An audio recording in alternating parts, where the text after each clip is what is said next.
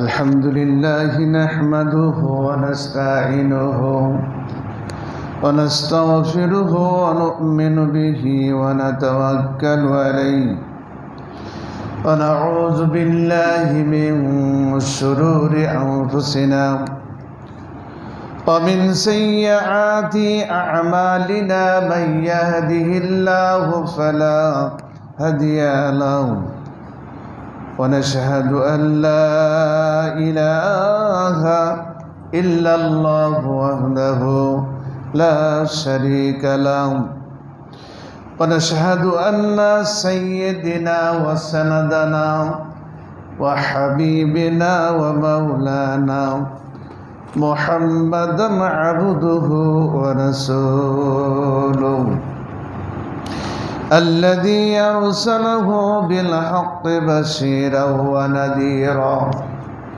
وداعيا إلى الله بإذنه وسراجا منيرا فقد قال الله تعالى في كلامه المجيد وفرقانه الحميد أعوذ بالله من الشيطان الرجيم بسم الله الرحمن الرحيم ولقد زرعنا لجهنم كثيرا من الجن والإنس لهم قلوب لا يفقهون بها ولهم أعين لا يبصرون بها ولهم آذان لا يسمعون بها أولئك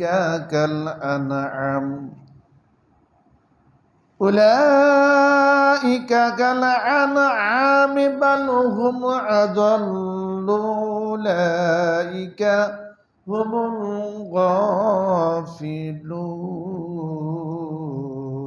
الغافلون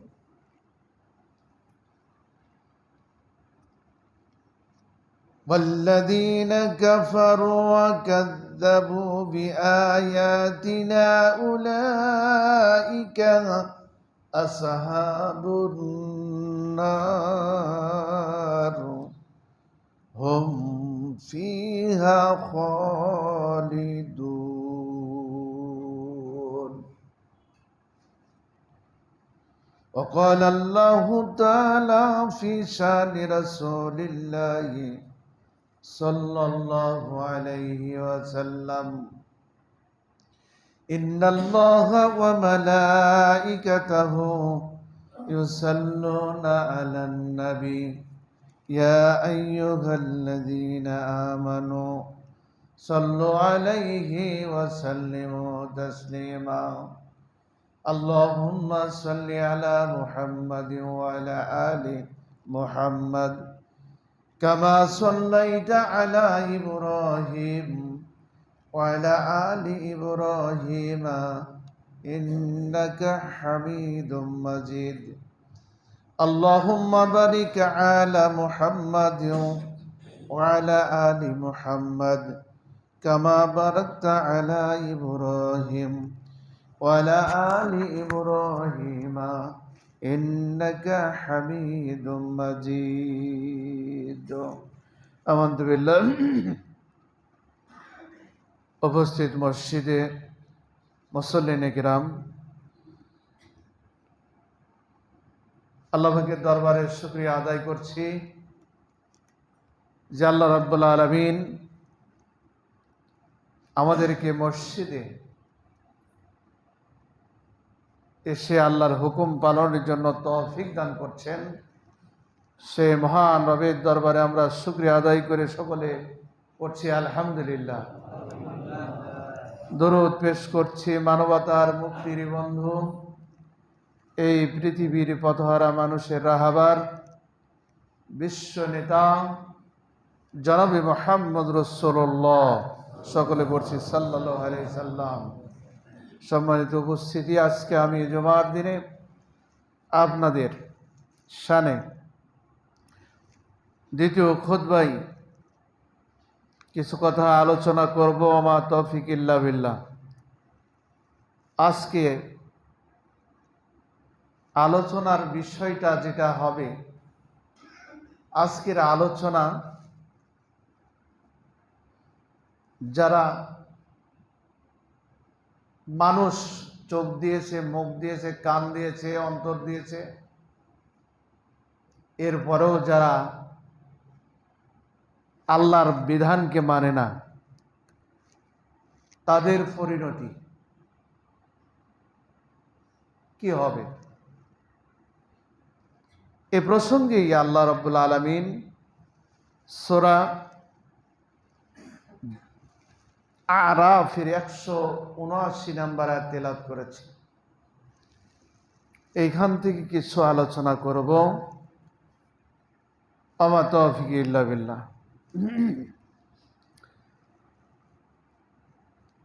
আল্লাহ রাব্বুল আলামিন এই পৃথিবীতে বড় আশা করে সৃষ্টিকুলের মধ্যে সর্বশ্রেষ্ঠ জীব হিসাবে মানুষকে সৃষ্টি করেছেন। এই মানুষকে আল্লাহ রাব্বুল আলামিন একটি মাত্র কারণ সৃষ্টি করার, সেটা হলো তারা আল্লাহর গোলামি করবে, পৃথিবীতে আর কার গোলামি করবে না। এই আল্লাহর গোলাম হওয়ার জন্য আল্লাহ রাব্বুল আলামিন যুগে যুগে নবী প্রেরণ করেছেন। কিভাবে আল্লাহর গোলাম হওয়া যায় আর আল্লাহর নাফরমান বান্দা কিভাবে হওয়া যায়,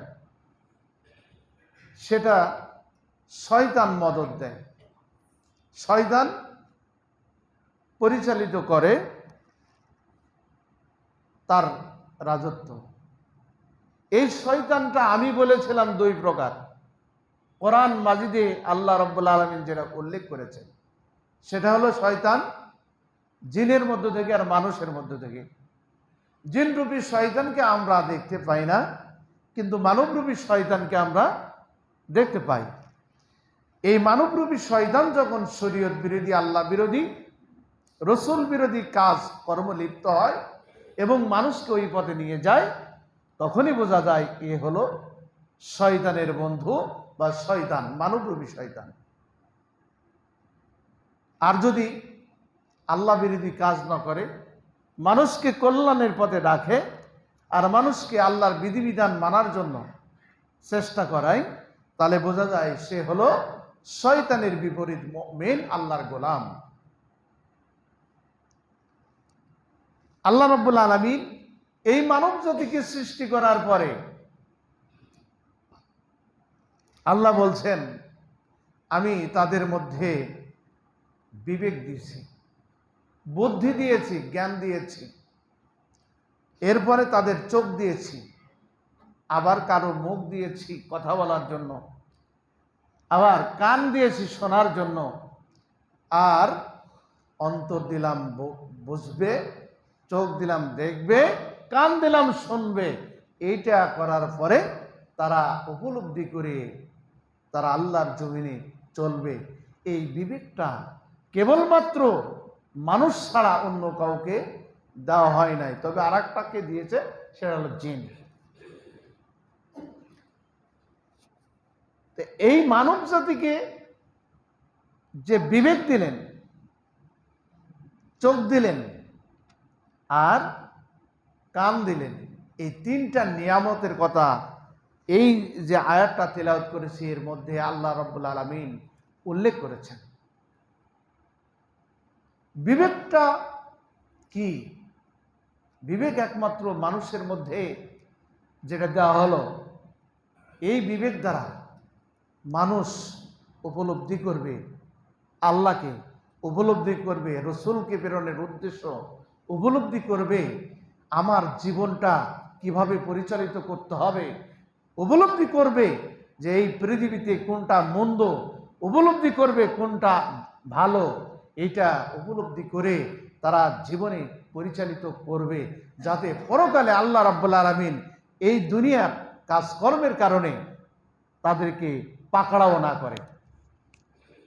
আল্লাহ রাব্বুল আলামিন বলছেন, যারা এই বিবেক দেওয়ার পরও, চোখ কান দেওয়ার পরও যারা উপলব্ধি করে আমল করে না, আল্লাহ রাব্বুল আলামিন বলছেন ফাখুযুহু ফাগুল্লুহু সুম্মাল জাহিম। আল্লাহ বলছেন তাদেরকে ধরো এবং তাদেরকে জিনজির দিয়ে বেঁধে ফেলো এবং তাদেরকে সুম্মাল জাহিম এবং জাহিমের দিকে নিক্ষেপ করো, অর্থাৎ জাহান্নামে তাদেরকে নিক্ষেপ করো। আল্লাহ রাব্বুল আলামিন অন্য অন্য জায়গায় আরো কড়া ভাষায় বলেছেন, এখানে আল্লাহ ডাইরেক্ট ফেরেশতাদেরকে হুকুম করবেন ফাখুযুহু, ওদেরকে ধরো।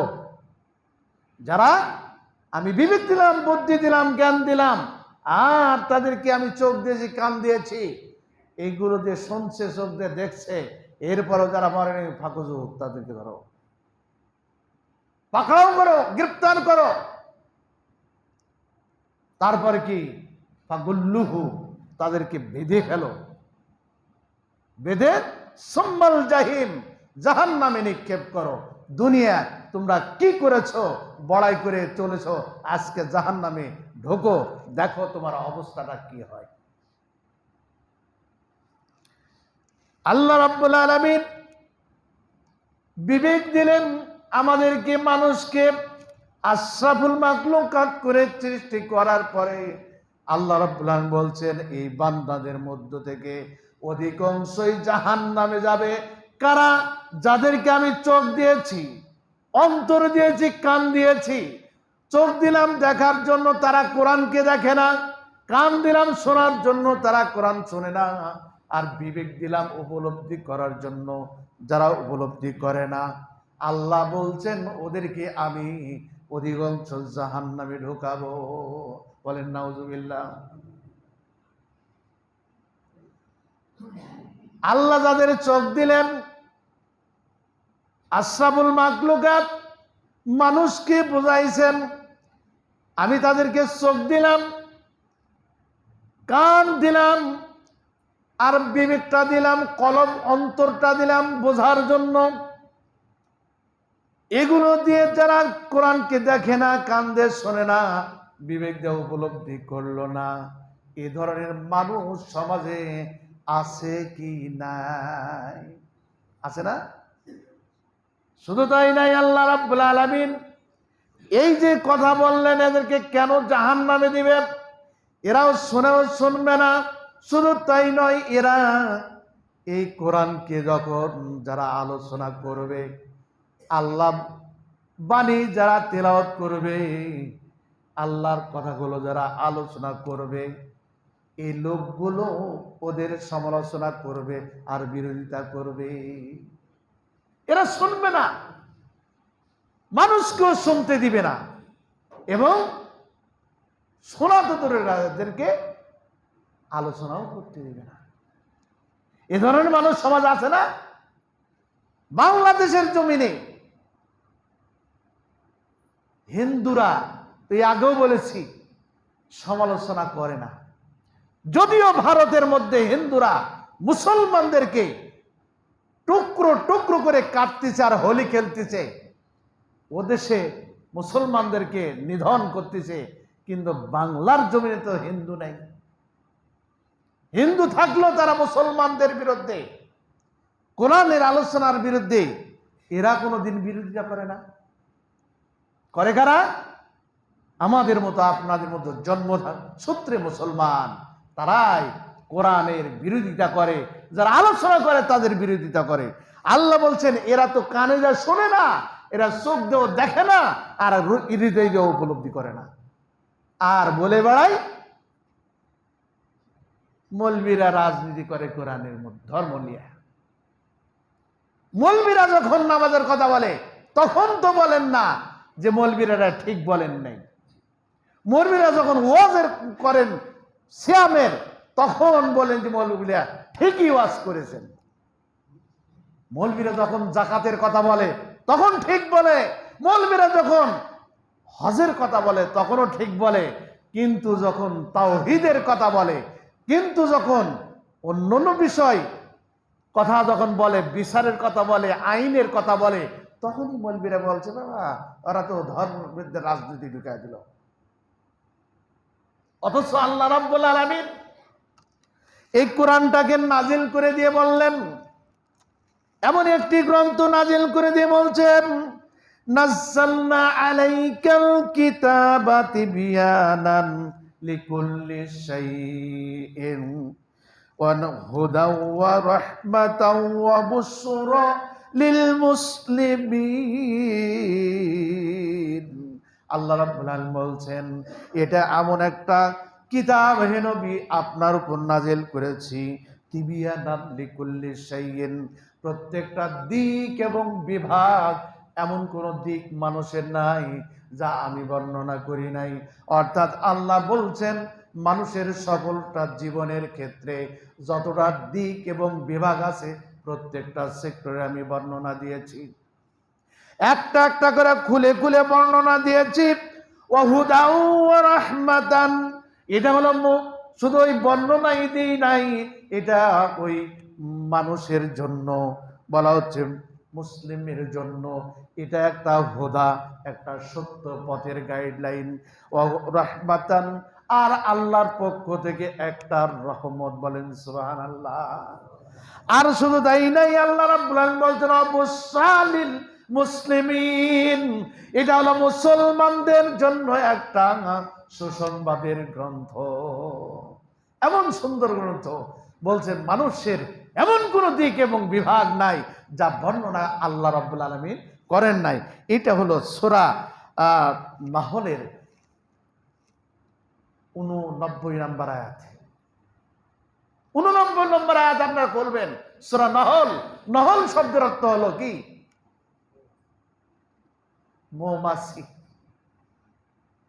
মৌমাছির উদাহরণ দিলেন এই সূরা নাহলের মধ্যে। আর সেখানে বললেন যে মুসলমান, তোমাদের জন্য যে গ্রন্থ নাজিল করেছি এটা আমি তোমাদের জীবনের আর কোনো দিক এবং বিভাগ নাই বর্ণনা যা করি নাই। এর মধ্যে আছে অর্থনীতি, এর মধ্যে আছে সমাজনীতি, এর মধ্যে আছে রাজনীতি, এর মধ্যে আছে বিচার নীতি, এর মধ্যে আছে মানে সকল নীতির নীতি, সব নীতি দিয়ে পরিপূর্ণ করে দিলাম। আর আমরা যারা বলি এই আল্লাহর কথাগুলো, তখনই বলে এই দেখো, এই মুসলমানদের মধ্যে এক শ্রেণী বলে এই দেখো হুজুরেরা, মৌলবীরা দেখো কোরআন নিয়ে আবার রাজনীতি শুরু করলো। কোরআন থাকবে মসজিদে, কোরআন থাকবে খানকায়, কোরআন থাকবে ঘরে, কোরআন থাকবে মাদ্রাসায়, আর বাইরে যাবে না।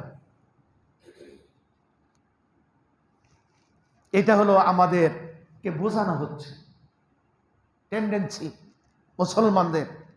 অথচ আল্লাহ রাব্বুল আলামিন বলছেন সব দিক আর বিভাগ এখানে বর্ণনা করছে, এটা মুসলমানদের জন্য জীবনের হেদায়েতের গাইডলাইন, আর এটা আল্লাহর পক্ষ থেকে রহমত, আর এর মধ্যেই তোমাদের জীবনের সুসংবাদ দেওয়া হয়েছে। আল্লাহ রাব্বুল আলামিন বলছেন এই বিধানকে যারা শুনেও শুনল না, দেখার পরও যারা মানল না, বোঝার পরও যারা, উপলব্ধি করার পরও যারা মানল না, আমি এদেরকে সরাসরি অধিকাংশ জাহান্নামে দিয়ে দেব। এই জাহান্নামে চলে যাবে। আল্লাহ রাব্বুল আলামিন বলছেন কেন যাবে? এরা হলো কান দিলাম, চোখ দিলাম, মুখ দিলাম, অন্তর দেওয়ার পরেও এরা যারা শুনলো না, বুঝলো না, এরা হচ্ছে বলেছে উলাইকা কাল আনআম, এরা হলো চতুষ্পদ জন্তুর সমতুল্য। এরা হলো চতুষ্পদ, আনআম মানে চতুষ্পদ জন্তু সমতুল্য। আনাম গৃহপালিত পশু, চতুষ্পদ জন্তু।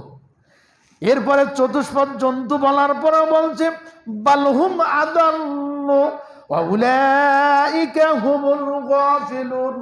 আল্লাহ বলছেন চতুষ্পদ জন্তুর মধ্যেও গৃহপালিত কতগুলো ভালো ভালো জন্তু আছে, জীব জানোয়ার আছে, এগুলো নাই বালহুম আদাল, এর চাইতেও নিকৃষ্ট প্রাণী।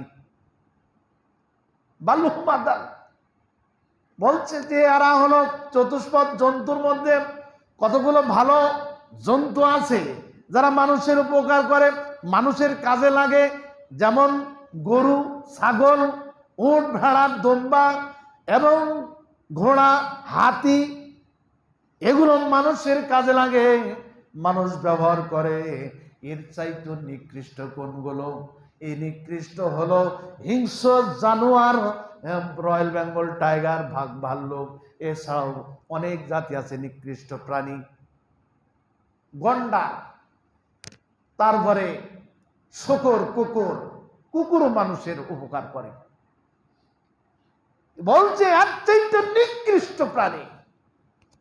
আল্লাহ কম রাগেই কথাটা বলছেন যে মানুষ, তোমাদেরকে বিবেক দিলাম, চোখ দিলাম, কান দিলাম, এরপরও তোমরা শুনলে না, দেখলে না, আর মানলেও না কোরআন।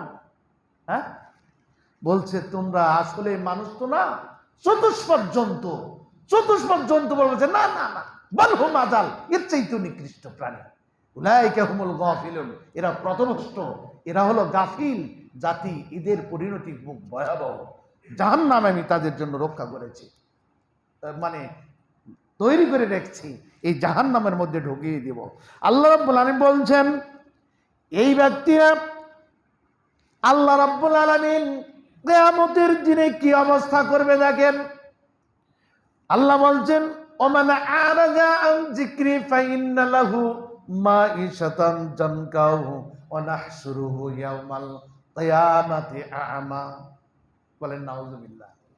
আল্লাহ বলছেন যে কিয়ামতের দিনে এদেরকে ওঠাবো, তার আগেই দুনিয়ার জীবনটা সংকীর্ণ করে দেব। ওমান আরাজা আন যিকরি, জাননা কোরআন শুনলো না, কোরআন দেখলো না, কোরআনকে উপলব্ধি করলো না এবং এর বিরোধিতা করলো, দূরে যায় সমালোচনা করলো, এরা মানলো না। আল্লাহ বলছেন ওমান আরাজা আন যিকরি, তারা এই কোরআনের অনুসরণ করে না, মানেও না, ফাইন্না লাহু মাঈশাতান জানকাউ, এই দুনিয়ার জীবন তাদের জন্য একটা সংকীর্ণ বানিয়ে দেব।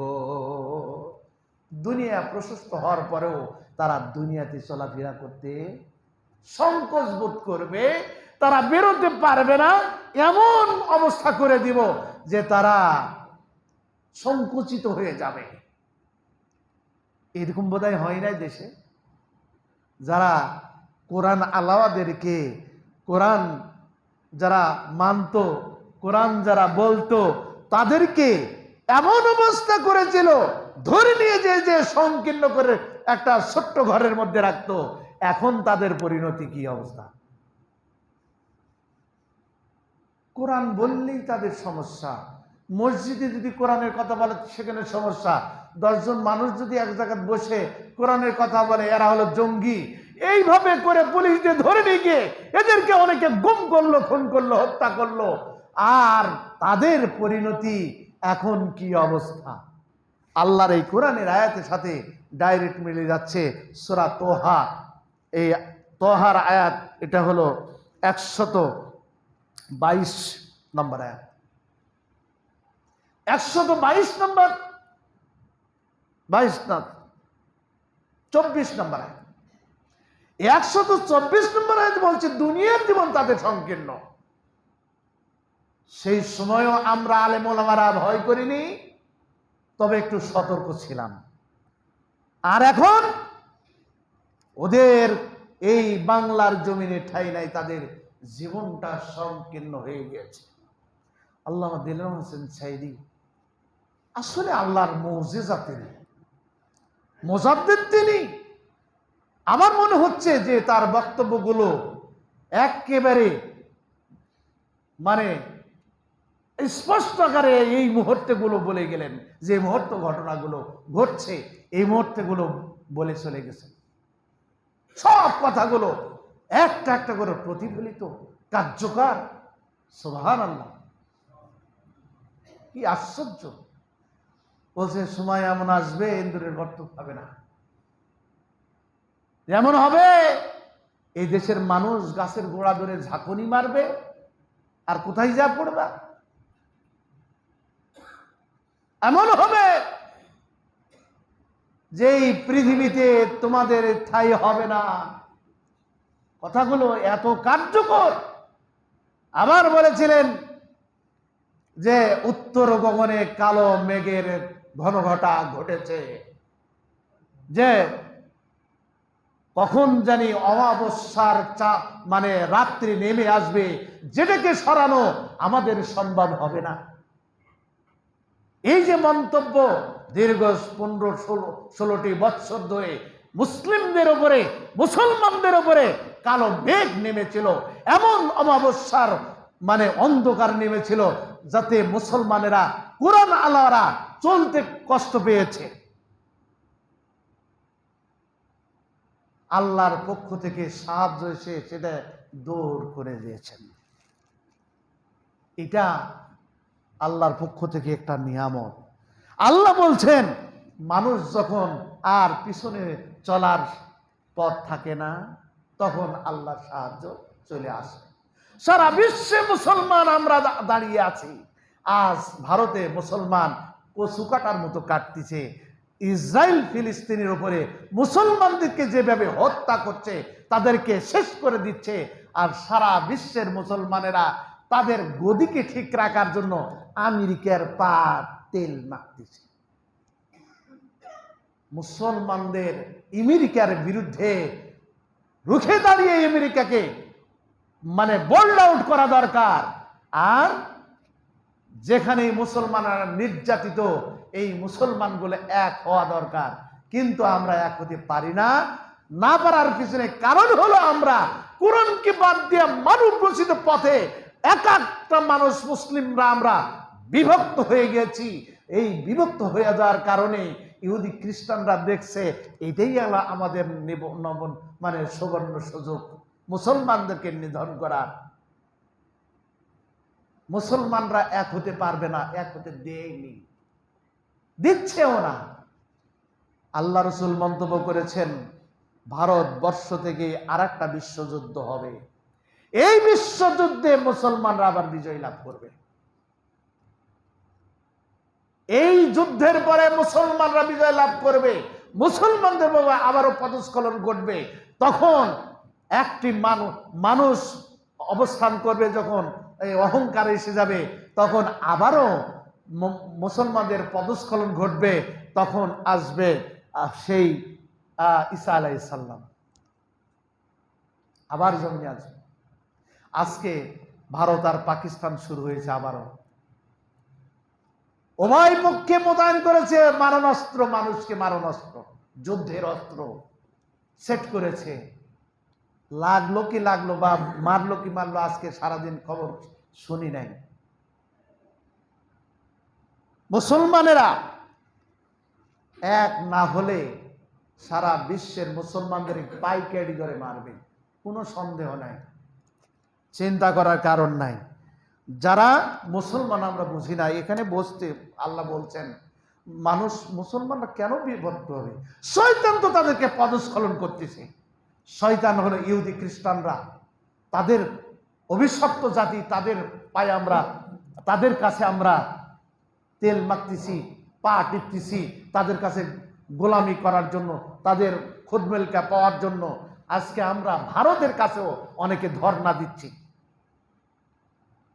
বাবু তোমরা আমার কাছে থাকো, তাহলে আমরা গদিটা পাইয়া যাব। হাই রে মুসলমান, আমাদের ইতিহাস ঐতিহ্য ভুলে যাওয়ার কারণেই আমাদের উপরে জেকে বসতেছে কাফির মুশরিকরা।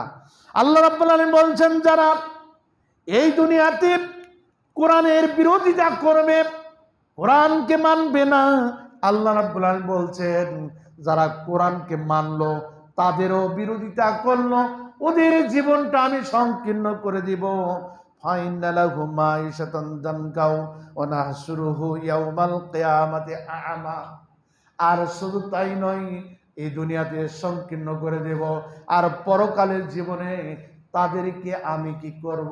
অন্ধ করে ওঠাবো। পরকালের জীবন অন্ধকারে ওঠাবো। তারা বলবে ক্বালা রাব্বি লিমা হাসারাতানি আমা, রব্বুল আলামিন কেন আজকের দিনে আমাদেরকে অন্ধ করে উঠানো হলো। আমরা তো অকাদ কুনতা বাসীরা, আমরা দুনিয়ার জীবনে তো আমাদের চোখ ছিল, আমরা চোখ দিয়ে দেখতে পাইতাম, আজকে কেন আমাদের চোখ নাই, দেখতে পাচ্ছি না। আল্লাহ রাব্বুল আলামিন বলবেন ক্বালা রাব্বি লিমা হাসরাতানি, আমি তোমাদেরকে আজকে হাসরের ময়দানে যে কেন অন্ধ করে ওঠালাম, তার কারণ হলো ক্বালা কাযালিকা আতাতকা আয়াতুনা ফানাসিতাহা, তোমাদের কাছে আমার পক্ষ থেকে নবী এবং রাসূলরা তোমাদের কাছে আমার আয়াতগুলো তিলাওয়াত করে খুলে খুলে বলেছিল, তোমাদের চোখের সামনে তুলে ধরেছিল, তোমরা এই চোখ দিয়ে দেখো নাই। শুধু তাই না, তোমরা কি করেছে বন্ধুরা, তোমরা কি করেছো, এই কোরআনের বিরুদ্ধে করেছো, আর যারা কোরআন মানছে তাদেরকেও তোমরা দুনিয়াতে নাস্তানাবুদ করার চেষ্টা করেছো। আজকে আমিও তোমাদেরকে ওই কোরআনকে তোমরা যেমন না দেখে ভান করে বলেছিলে, আজকেও আমিও কাযালিকা ইয়াউমা তুনসা, আমিও তোমাদের কাছ থেকে ভুলে গেলাম, তোমাদেরকে ভুলে গিয়ে তোমাদেরকে অন্ধ করে উঠায় আনলাম, তোমরা যাতে হাসরের ময়দানে কিছু দেখতে না পাও। এই কথাটা বলার পরেও আল্লাহ রাব্বুল আলামিন অন্য জায়গায় সূরা হামিমার সিজদায় বলছেন, তোমাদেরকে শুধু অন্ধ করে উঠাই নাই, ওয়াসিকাল্লাযিনা কাফারু ইলা জাহান্নামা যুমারা হাত্তা ইজা জাউহা ওয়া ফুতিহাত আবওয়াবুহা ওয়া ক্বালা লাহুম খাজানাতুহা, আমি তোমাদেরকে ওই জাহান্নামের দিকে তাড়িয়ে তাড়িয়ে নিয়ে যাব। জাহান্নামে যখন তোমরা মানে কিনারায় যাইবে, দরজার নিকট যাবে, ফুতিহাত আবওয়াবুহা, তোমাদের জন্য জাহান্নামের দরজাগুলো খুলে দেওয়া হবে, আর ওখানে মালিক ফেরেশতা থাকবে, সে বলবে ক্বালা লাহুম খাজানাতুহা, ও ভাই আলাম ইয়াতিকুম রাসূলুম মিনকুম, তোমাদের কাছে কি নবী রাসূল না যায় নাই? আর সেখানে গিয়ে তোমাদের কাছে কি ইয়াতলুনা আলাইকুম আয়াতুন, আল্লাহ রাব্বুল আলামিন যে কোরআন মাজিদ গুলো দিয়েছে, এই কোরআন মাজিদের আয়াতগুলো তোমাদেরকে তেলাওয়াত করে শোনাই নাই? তখন তারা বলবে ক্বালু বালা, হ্যাঁ বলেছিল, ক্বালু বালা বলেছিল, কিন্তু আমরা আমল করি নাই, শুনি নাই, মানি নাই। বলছে যাও ঢোকো, তোমরা তো মানো নাই, না মানার পরিণতি হলো তোমরা আজকে জাহান্নামে ঢোকো। আল্লাহ রাব্বুল আলামিন বলছেন যে শুধু তাই নয়, ওইখানে তো তোমরা জাহান্নামে আসার কারণগুলো কি কি ছিল, বলছে আমরা মানি নই। শুধু তাই না, আল্লাহ বলছেন জি যে ওয়াইজা কিলা লাহুম, যখন তাদেরকে বলা হতো দুনিয়ার জীবনে নবী রাসূল বা আলেম ওলামারা বলছিল তাআলাউ ইলা মা আনজালাল্লাহু, আল্লাহ যা নাজিল করে দিয়েছেন তোমরা সেদিকে ফিরে আসো, অর্থাৎ কোরআনের দিকে ফিরে আসো। তখন তোমরা কি করছিলে যে ওইলাল রাসূল, এবং রসুল যা বলছে তা মেনে নাও। রাইতাল মুনাফিকিনা, তখন ওই সমস্ত মুনাফিক দেখবেন যারা আজকে জাহান্নামে যাচ্ছে, ওরা কি করেছিল, দূরে ছড়ে গিয়েছিল, নিজের মতের বিরুদ্ধে গেছে, অমনি সরে চলে গেছে, কারণ দুনিয়ার জীবনে আমি ওটা মানি না, তাই কারণে ওটা যেতে পারিনি, চলে গেছে। সম্মানিত হাজিরিন, আর দীর্ঘায়িত করতে চাচ্ছি না, আমি বলতে চাচ্ছি আজকে মুসলমানরা আমরা ঐক্যবদ্ধ না থাকার কারণে, কোরআনের পিছনে না থাকার কারণে আমাদের বিপদগামী করছে ইহুদি খ্রিস্টান অনুসরণকারী কিছু মানুষ, তাদের পথে আমরা চলে যাচ্ছি, শয়তান তো লেগেই আছে। আজকে আমরা যদি ঐক্যবদ্ধ থাকতাম, বদর যুদ্ধের সংখ্যা অল্প হলেও বিজয় দান করেছে। আজকে মুসলমানরা বিজয় জাতি, হিন্দু খ্রিস্টান বলেন ইহুদি বলেন, কেউ মুসলমানদেরকে মারতে পারে না, হত্যা করতে পারে না। আজকে আমরা আমাদের মধ্যে দলে বেদলে বিভক্ত হয়ে যাওয়ার কারণেই আমাদেরকে হত্যা করতেছে, গুম করছে, খুন করতেছে। সম্মানিত হাজিরিন, যেটা বলতে চাই, আজকে আমরা ছোটখাটো কাজেও আমরা কিন্তু ঐক্যবদ্ধ নাই। দুঃখের বিষয়, আজকে এই নিচে যারা আছেন, নিজেরা আছেন খুব আরামে আছেন না? উপরের ভাইরা কষ্টে আছে না আরামে আছে? বলেন তো কেমন কষ্টে আছেন? যারা উপরে যায় আছেন খালি যায় দেখেন। গত জুমায় আপনাদেরকে হাত বাড়ালাম, গত 1 বছর থেকে আমি আপনাদেরকে মাঝের মধ্যে আদায় করি, এ আদায় করে সর্বোচ্চ 30,000 টাকা নয় আদায় করেছি। আপনারা 5 টাকা বের করে দেন, 1 টাকা 2 টাকা বের করে দেন, এটা লজ্জাস্কর বিষয়। ফকিরকে দান করছেন 1 টাকা 2 টাকা। এসি 4টা সেট করেছি, 4টা এসি